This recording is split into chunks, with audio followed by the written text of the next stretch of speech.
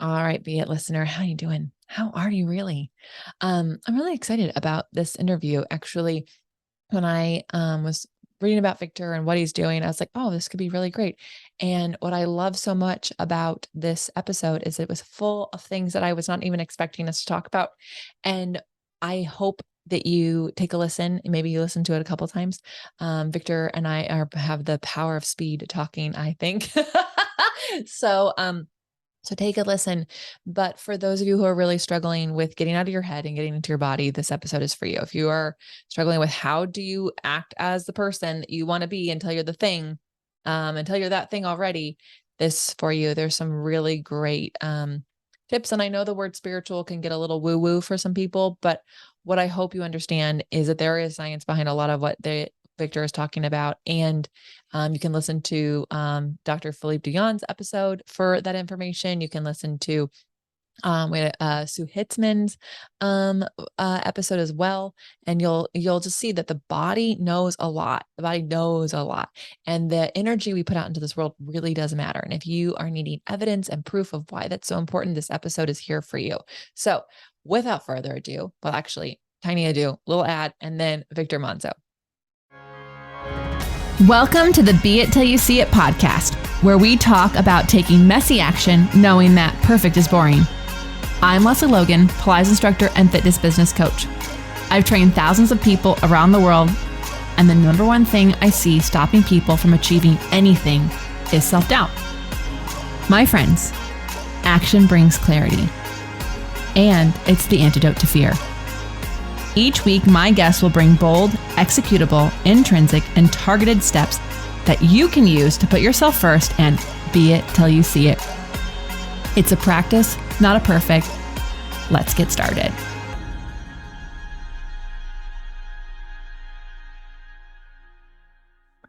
All right, Be It Babe. I've got Victor Manzo here, and I'm really excited because I read his story and I was like, oh, I totally resonate with this. I really resonate with how his childhood was, where there's like not as much financial abundance around. And then I also loved and understood having a job and then sort of like wanting to transition because you start to go down a path and you realize it's maybe not your own. And so Victor has an incredible story to share with us all. Will you please tell us who you are and what you're rocking at right now? Yeah. So I used to be a former practicing pediatric chiropractor who, now that I've transitioned over to a spiritual business mindset coach, I put the spiritual side in because I do teach a lot of spiritual elements in what I do. And business people, when I had the title business mindset coach, they're thinking, oh, cool, business principles are going to help me grow money. And I was like, yes, I do that, but there's these things we got to focus on that will get to that point. And they'll be like, that's not the standard business coach I'm used to. So I was like, I got to change this up a little bit. And so I've kind of went down, been doing that for the last 3 years. And it's been something that's been rewarding and fulfilling. And I'm forgetting the question. There was a part to it. Go ahead, rephrase it again.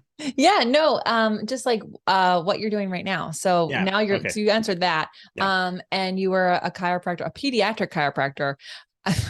That has to be a more complicated chiropractic work, I would imagine. Children are probably not as easy to adjust. I don't know. Maybe they're easier. As weird as it is, they're the easiest to adjust. You figure if they move around a lot, that's one thing. But like infants, they'll just lay there and and they're so easy to move and do what I need to do that, like, because when I'm like, I have a mom, let's say it's a firstborn that they have, it's their firstborn. So the moms are a little more nervous about it. And I'll show them how the adjustment goes. And they just look at me and I'll be like, let's go ahead and do the work. And I'll make the adjustment. And I'll be like, okay, we're done. 30 seconds later, 40 seconds later. And they're going, that's it. That's all. Like, you're not, no, that's good. I mean, I'm gonna do some extra work, but I just want to let you know the main part of this adjustment's done. And they're just like, that looked like you didn't do anything. I'm like, I know, because I don't need much work. It's just little stuff here and there that we're doing to shift to change their neurology. That's so interesting. So the takeaway I'm getting from that is like adults with their like preconceptions, fears, whatever their mindset is keeping them from being an easier adjustment. We should all be a little bit more like babies. Yeah, I mean, that's one thing. Then you have the other thing where, like, there's a phrase in chiropractic, it does come off a little harsh, but it's like, rather, what is it? I rather work with, or I'm forgetting it now, but it's basically we're managing things as adults, whether as children, where we're actually addressing and clearing things. So when we become Mm. adults, we can't turn things around. But what we can do is just manage where you are and then try to make the best of where you are at that moment. That's so interesting. And makes a lot of sense because the way children take in the world versus the way we are like, we think we already know it already. So we have all these preconceived notions to like what is happening and like why it's happening. And we're not exactly like taking in the information that's happening. So cool. So, okay, I love my chiropractor. He works a lot. So imagine you probably were working a ton.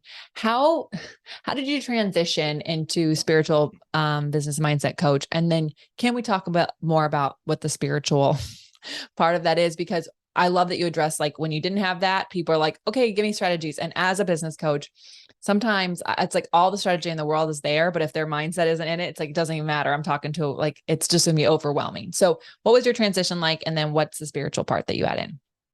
Yeah, the transition was I got to a point in my career. I had one of the largest patient volume for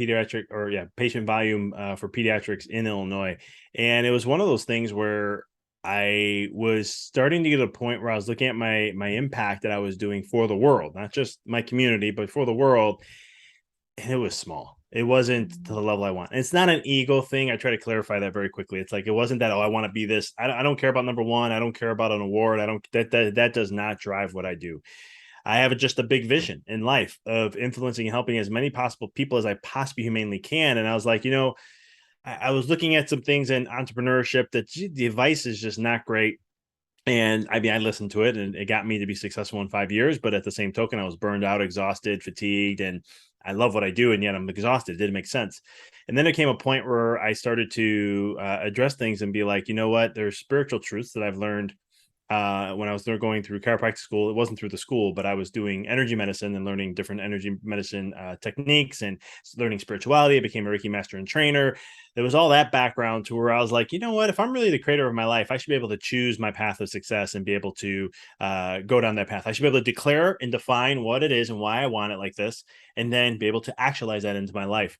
And that's what, then I started, I'm like, you know what? The only way I can have a bigger reach is if I do coaching. And that's kind Mm. of what led me into it. And I started doing it just on the side. I've been last 3 years. I was just here and there helping, did some group coaching, then I shifted over to one-on-one for a little bit. And it felt great because it was like, wow, my reach is getting much bigger now. Instead of just this volume I have here, because half my clients are chiropractors, I'm like, I'm serving all this plus this and this. And I'm like, this is so fulfilling. So that was the transition. And eventually I made a full transition this year, January, where my wife and we moved from Illinois to Tennessee. And then it was like, that was my point to make that transition to go full time in the coaching. Oh, But I this, love that you use like a geographic change because instead of like what a daring moment because you could have done the safe thing. Like you have so many testimonials you have of tried and true business practice that you could probably just set up and like start over again. But instead you're like, nope, cutting the ties and just going all in on this. yeah, it was basically, and it's one of those things where, I'm very, I love my practice. Like when I go back home and visit, I always drive by it just to look because it's not a chiropractic office anymore. And I'm always like, man, the memories there. But yeah, it was one of those things where we kind of ripped the Band-Aid, made a choice to move and start a whole new journey, a whole new life for so many different reasons. And we wish we did it sooner.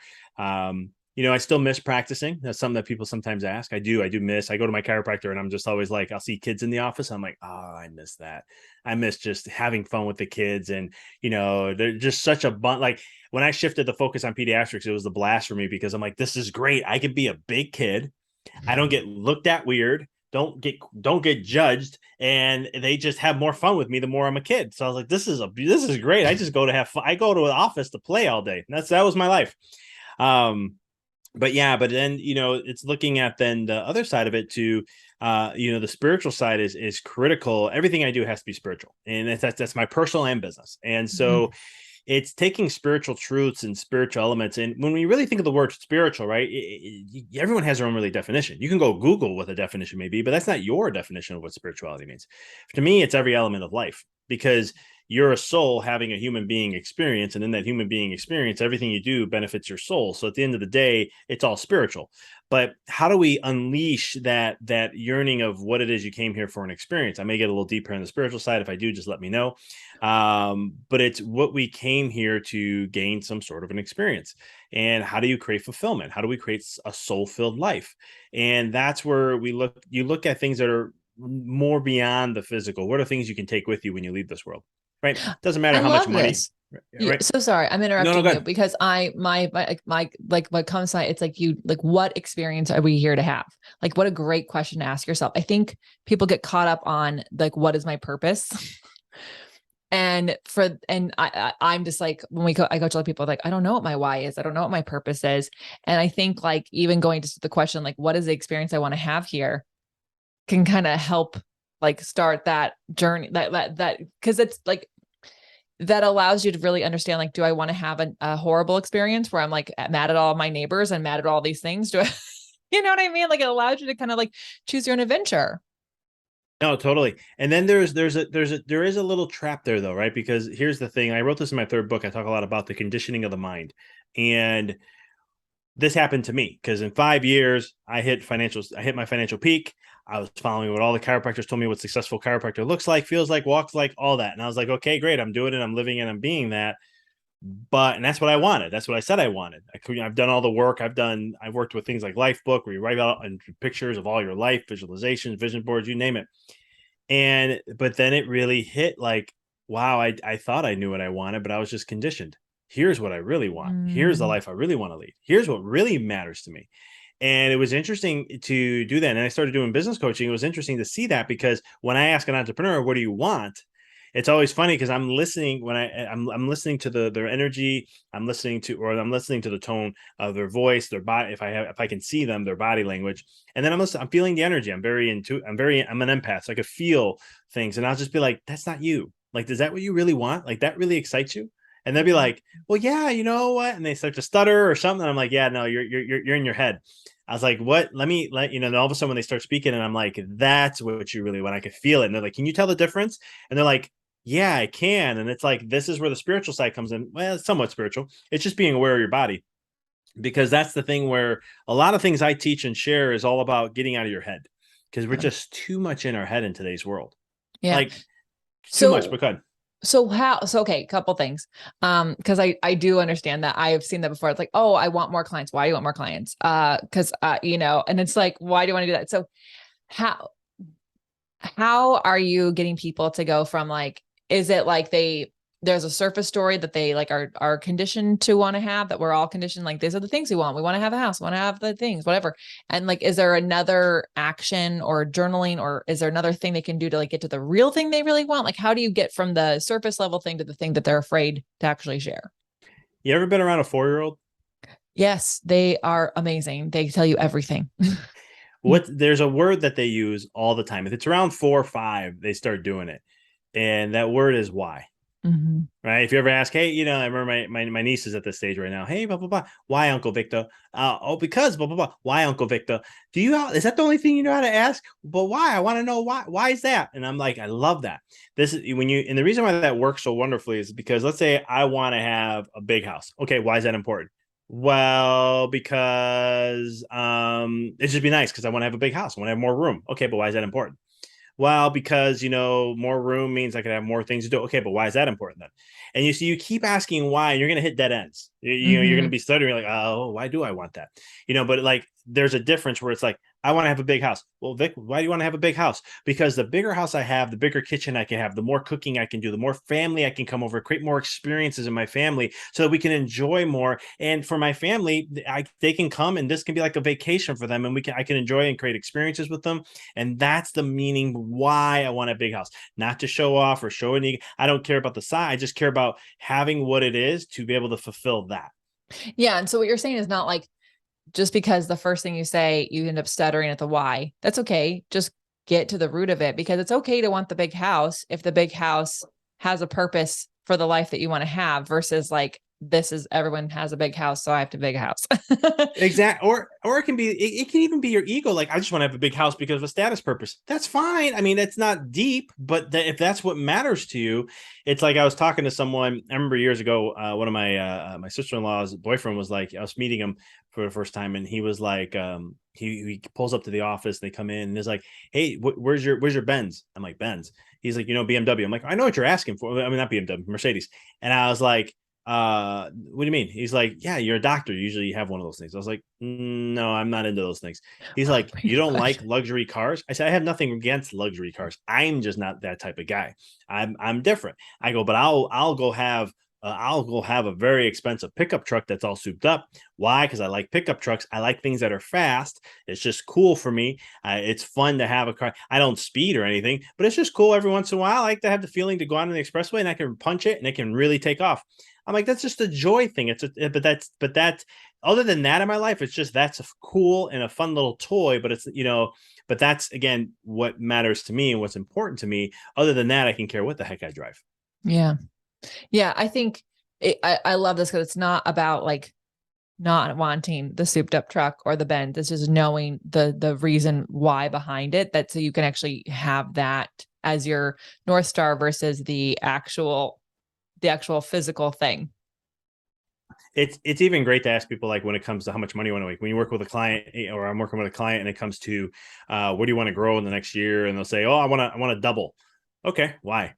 It's the simplest thing. You can do that all day long, and they'll give you reasons. But if you keep asking the why, there comes a point where you're just like, even the person asking you, it's just like, that sounds good, man. I like that. That's deep, man. I feel energized from that. Like, that's what I'm looking for. I want to feel energized from them telling me why they want it, because then I know that they're really propelling their true energy. And just like anything, we gravitate to people who have a really really good energy.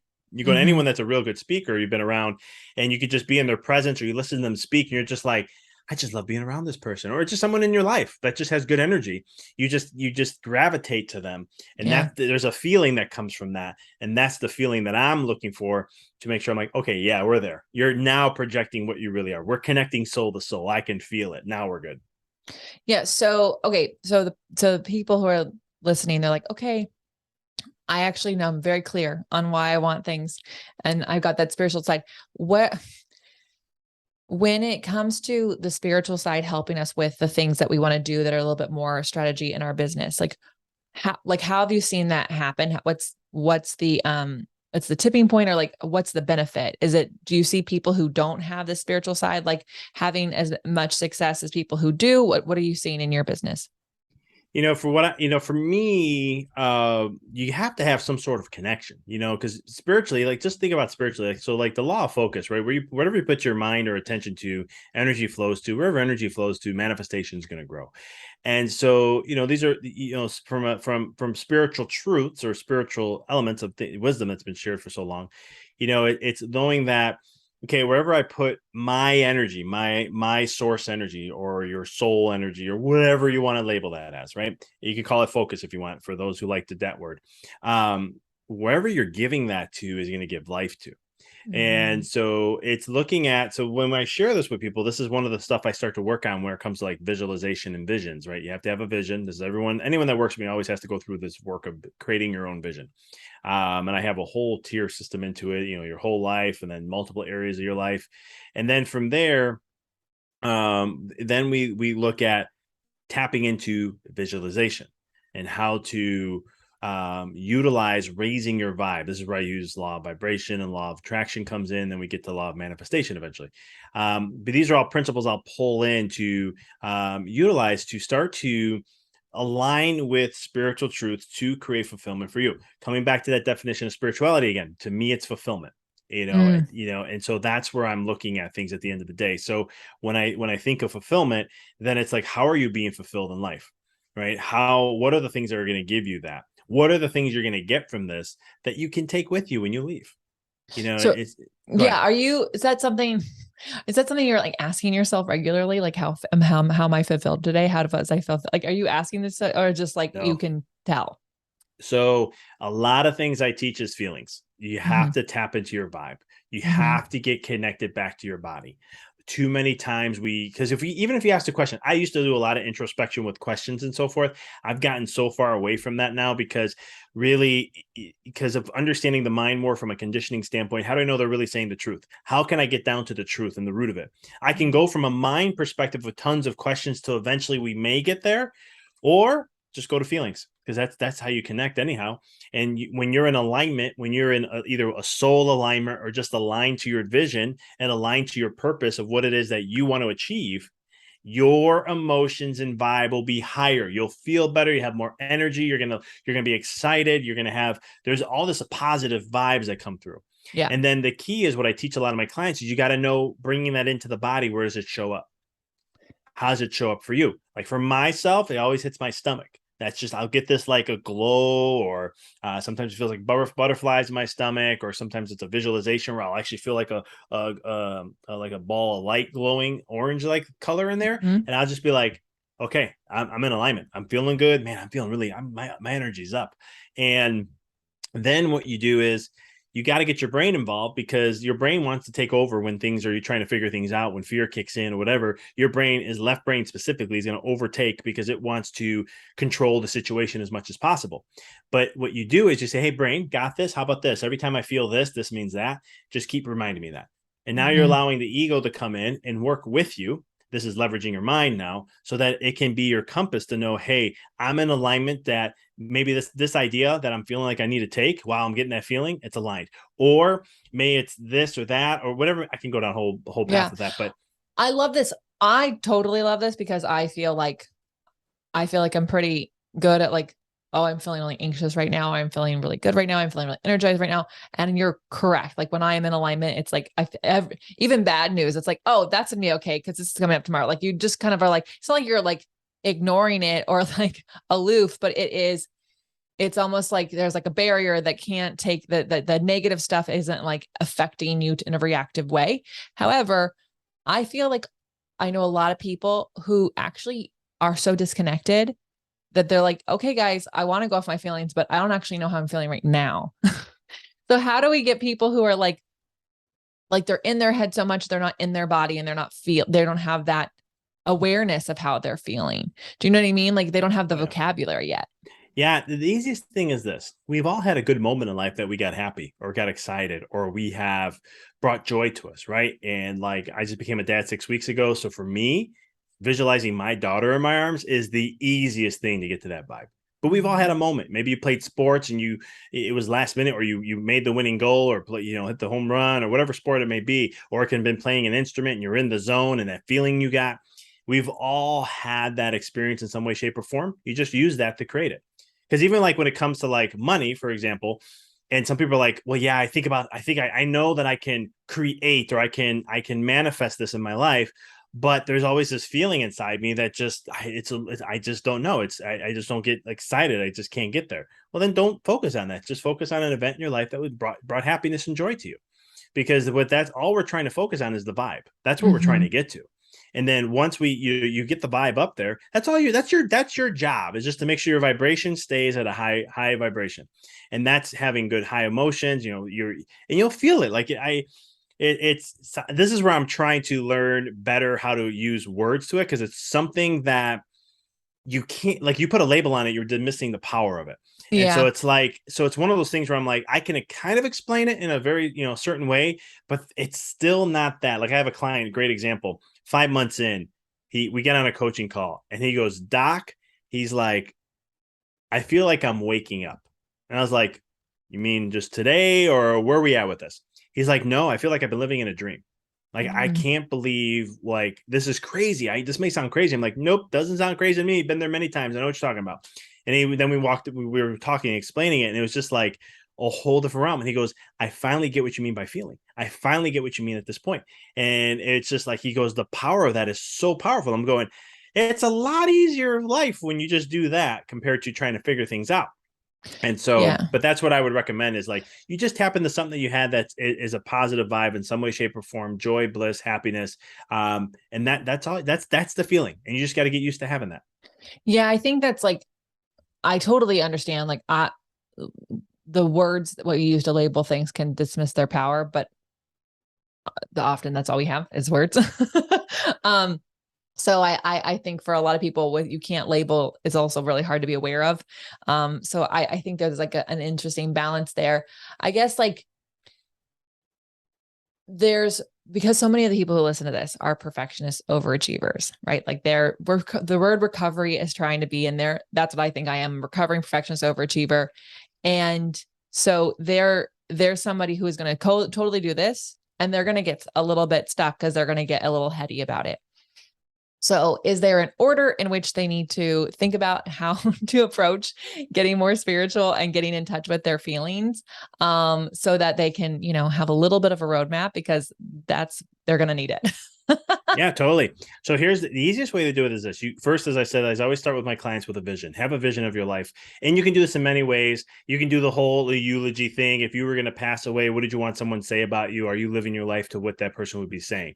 But it could be the vision of what you want to, how you see yourself. And vision could go 5 years, 10 years, 15, 20, 30. It doesn't matter. You can do all of them if you want. But starting with the vision. And then what you do with that vision. Okay. So you got to get it in your head. You got to see it in some way, play it like it's a movie. Imagine you're seeing a movie in your head that you are creating, and just get imaginative, be a kid again. Right. Because kids are masters of being imaginative and everything. I could tell, I've learned that just from adjusting them. It's crazy what they come up with. And they'll tell me, Dr. Vic, you do this or Dr. Vic, my brain's broken today. Oh, your brain's broken today? What's going on? I don't know. It's just not working well. Oh, why? And then I just love it. And then all of a sudden I make an adjustment. And they go, yep, my gear is working more. And I'm just like, I love that. They're just being creative. But long story short, it's number one, the vision. Number two, then, right? So we get the vision, and then there's the excitement about it. Make it feel that it is going to happen, right? When we're perfectionists, I used to be one myself. Hey, we have to control so much. And the freedom of what you're seeking is actually letting go of that control and trusting. When we try to control, for me at least, it was when I was trying to control a lot. I didn't have trust in the process. I didn't have faith in myself to know that it's all going to work out. I needed to make sure I was on top of everything. And then the last half of my practice, I did the opposite of that. So having a vision is going to be the first thing, in visualizing with it. But get those emotions. I hope I'm trying to answering this question. Yep. Because then it's the emotional side is, again, now if you can't bring the emotions to the table before you visualize, go anchor. And that's what I was sharing earlier. Yeah. Is you're anchoring into an old experience that is going to make you feel great. It gets you excited, and then go pretend that that's going to happen. That whatever you're visualizing, pretend in your mind that's going to happen. Because here's the thing: there is science to back this up. What I'm sharing with you is not just something out there. Whatever you see in your mind, however you project, whatever you see in your mind's eye or your imagination, and whatever you see with your physical eyes, your brain cannot tell the difference between either. It doesn't know which one's real. So why not be creative and imaginative? This is what billionaires do. Use your imagination, use vision to false create a reality to make your nervous system and your body think that's real. Yeah, no, we had Dr. Philippe Dion on here, and he was talking about how your eyes and ears only see what your brain is looking for. So if you tell your brain this is how it's happening, your eyes and ears are going to literally have this nice little confirmation bias out there looking for evidence that it's already happening, because that's what they're saying.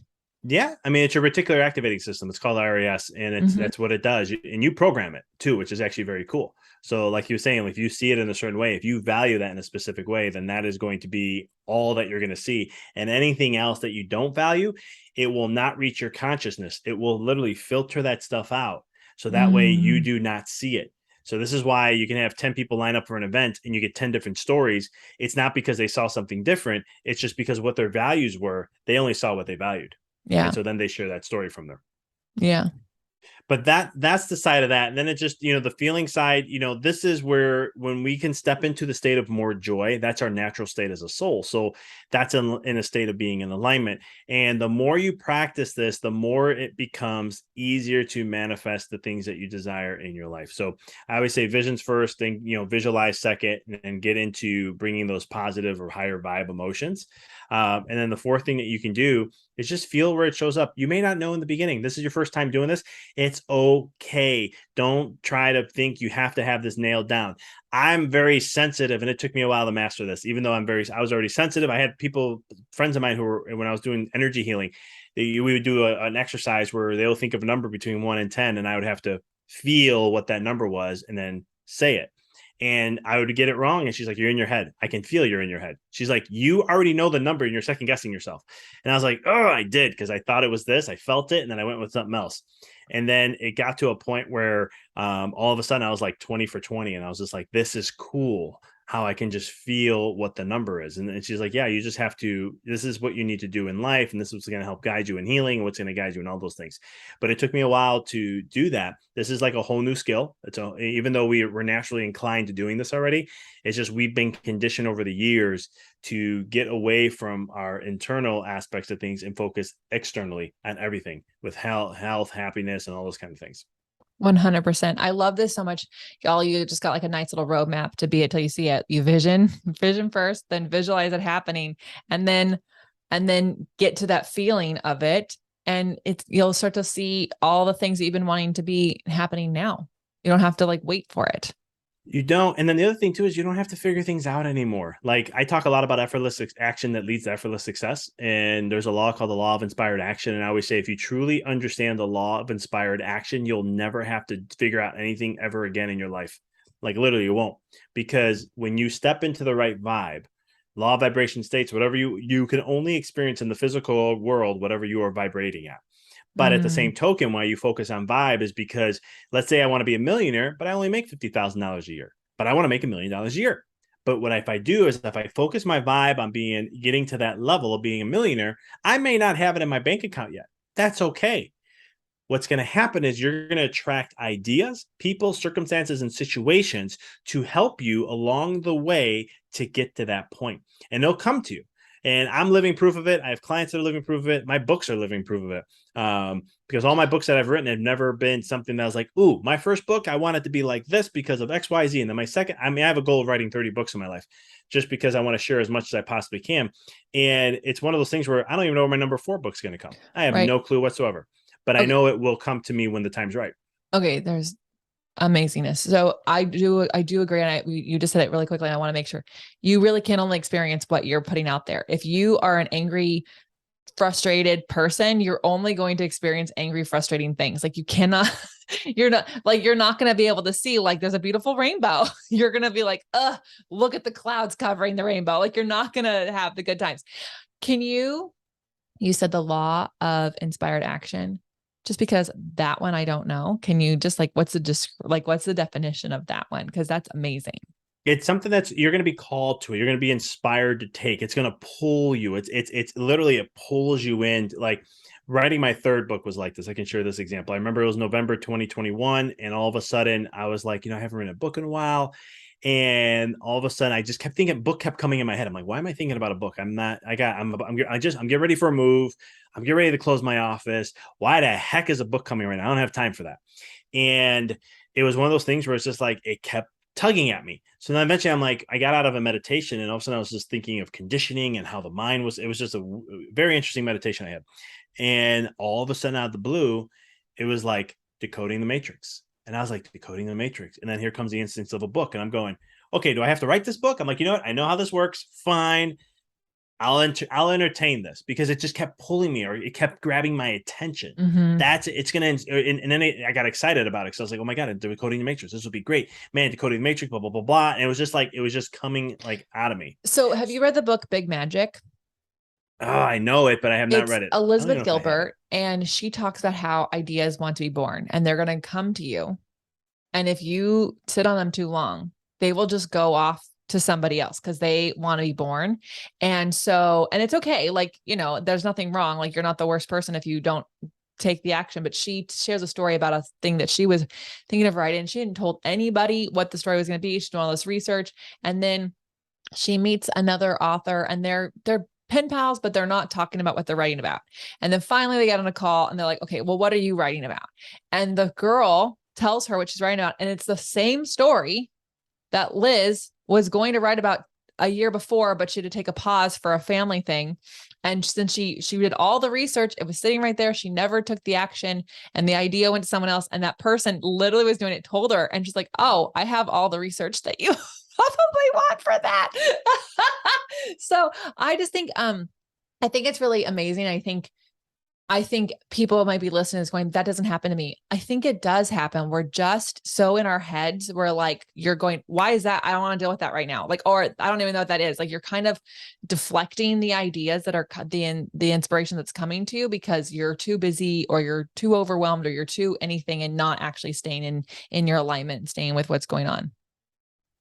100%. I mean, it's just one of those things that, like you said, ideas, the books, those kind of things, they all want to be born in some way. And it's there's advice that we've all been told. And I was just thinking about this a few months back, and that, you've always heard, go chase your dreams, go out, go chase your dreams, go live your life, and that is like one of the worst advices to give. And here's why, because that goes against the law of vibration. You see, if you think of yourself as like a magnet, you just have to tune your frequency to what it is. And then all of a sudden, whatever you seek is going to seek you. That's a spiritual truth. And so whatever you're looking for is going to want to, you're giving it life. And it's going to be like, oh my God, yes, you are the person. This is going to sound crazy, but there's been medium shows on Netflix now, and you'll hear this if you ever watch one of them. They'll always talk about like, this person's coming through to me because they know that I understand it. They're coming to me, so I'm the one who can share this message. It's just they'll be like, this just happens because they know that I can understand them. It's the same thing with your ideas and stuff. When you align to that certain level, they're going to come to you because you are the one that can give it life. They want to live and they want to have an experience. Think of them as a living entity. Les Brown does a hospital bed speech or a deathbed speech like that. He'll talk about you're on your deathbed and so forth. Highly recommend people to listen to it.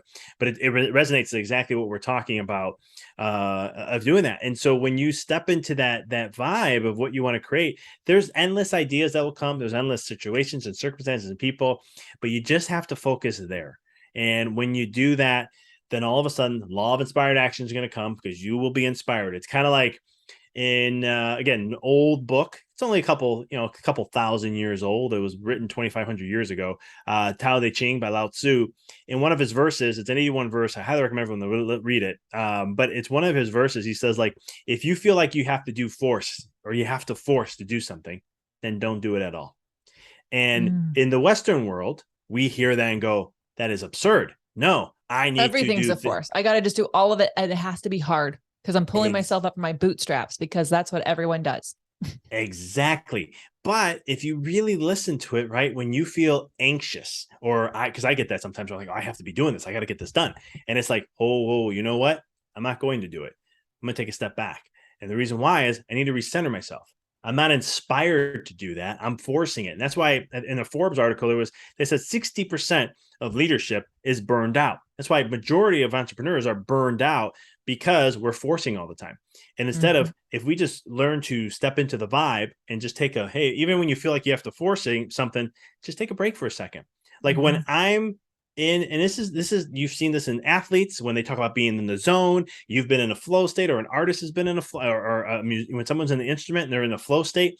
When you're in a flow state and you're in this space of this vibe, you get so much more done faster, and it's at a high vibration. But what that means is that the quality of what you're going to produce is way better than what you're going to do that from a force. I can talk about this from a neurological perspective and a neuroscience perspective, but there's so much into that. Just from that one quote, when I was listening to it years ago, I was like, wow, that is so true. Man, I do a lot of forcing. Didn't realize that.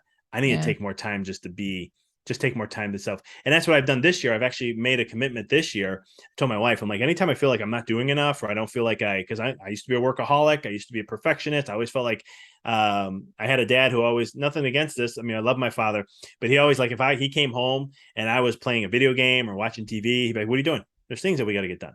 And, there was a lot of stress in the house, the things that needed to get done. My parents were working multiple jobs just to make ends meet. But at the same token, that instilled in me, I didn't know how to relax. I didn't know how to really be. Right. I understand that. Right. Yeah. And so, but that's the power and the beauty of this stuff, because then it's just like, take a moment and get your vibe right. And then all of a sudden you may have thought of a different idea, or you're able to get into that flow state and you work for 30 minutes to an hour that would have took you 4 to 6 hours if you were forcing it. Yeah. All right, Victor. Where can people follow you, get your books? Where are you hanging out these days? So the easiest is my hub is my website, empoweryourreality.com. I got free resources on there, one-on-one if you wanted to get on a coaching call just to see what's going on. It's a discovery call, what's happening, what are your challenges, what are the dreams that you want to achieve, the goals you want to have, and so forth. And then at the bottom left of my website is all my socials. I'm on Facebook, Instagram, TikTok, and LinkedIn. I post about 5-6 times a week, relating to mindset, spirituality, money, consciousness, anything related to the mind, basically, and spirituality and universal laws, to help elevate. So if you have any questions, I love hearing from people. Drop me a DM. I always read them and respond. And, but yeah, that's pretty much it. And then my books are all over Amazon. Perfect. Okay. So you've given us a lot of good stuff, but just in case people skip to the end, want the cliff notes, be it action items. There's a few of you I know who do that. Bold, executable, intrinsic, or targeted steps people can take to be it till they see it. Number one, as I shared earlier, is your vision. You got to create a movie in your life of what you want to see. Like literally, I want you to sit and literally just create a movie of how you see your life to be. And whatever that is, don't judge it, don't anything. Just let your mind go into it and create that experience. If you can't visualize, write it down, journal it. Either or. Some people like visualization, some like to write it down. If you want to do both, do both. Doesn't matter either way. But get into that, creating that movie. Then the second thing is, remember a moment in time that you had that excited you, that got you so excited like a kid. Maybe it was something as you were as a kid. Maybe it was something having your child, or maybe it was a sport event, whatever that may be. Whatever gets you to that vibe. Focus on that. Just get into it and immerse yourself into that feeling. What does that feel like? The third thing is pay attention where it shows up. It always shows up in a certain area. You'll feel a sensation. If you're not used to it, for one of your listeners, what you can do if you want to feel sensation is you rub your hands really, really fast and do it for like 10 to 15 seconds. And then you just take them apart and just feel what your hands are. You're going to feel like a slight vibration in your hands. That's actually the life within you. That's what life actually feels like. We're very numb to it in many ways. And so that feeling usually will show up somewhere in your body in some way, shape, or form. Just become aware of that, because that becomes a compass for you in the work that you want to achieve or do or lead towards your vision. So those would be the 3 things that I recommend they can start immediately. I love all of those. You guys, how are you going to use these in your life? We want to know. So tag myself, tag Victor on Instagram, and we'll put those links in the show notes below. So it's really easy for you. And tell us what your takeaways were, which one of these beit action items or which one of the laws that you hear helped you, made something make sense for you. Let us know and share it with a friend who needs to hear a little bit more about this. Maybe, those friends who are like, but you can send them this. And then they, you're not the one telling them what to do. Someone else says. People always listen more. Thank you so much, Victor. Thank you for everyone listening to this. And until next time, be it till you see it. That's all I got for this episode of the Be It Till You See It podcast. One thing that would help both myself and future listeners is for you to rate the show and leave a review. And follow or subscribe for free wherever you listen to your podcast. Also, make sure to introduce yourself over at the Be It Pod on Instagram. I would love to know more about you. Share this episode with whoever you think needs to hear it. Help us and others be it till you see it. Have an awesome day. Be It Till You See It is a production of As the Crows Fly Media. It's written, produced, filmed, and recorded by your host, Lesley Logan, and me, Brad Crowell. Our associate producer is Amanda Fraterelli. Kevin Perez at Diseño handles all of our audio editing. Our theme music is by Ali at Apex Production Music, and our branding by designer and artist Gianfranco Cioffi. Special thanks to our designer Jaira Mandal for creating all of our visuals, which you can't see because this is a podcast, and our digital producer Jay Perdoso for editing all the video each week so you can. And to Angelina Herrico for transcribing each of our episodes so you can find them on our website. And finally, to Meredith Crowell for keeping us all on point and on time.